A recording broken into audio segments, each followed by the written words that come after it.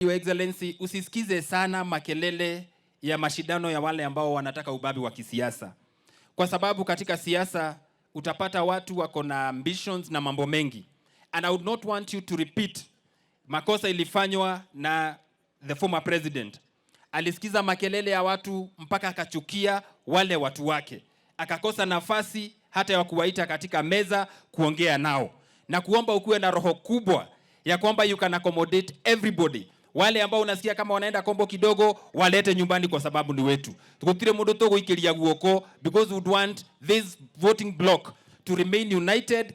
I am in your support that we have to remain united as a people. Todo our strength is in our vote and in our unity.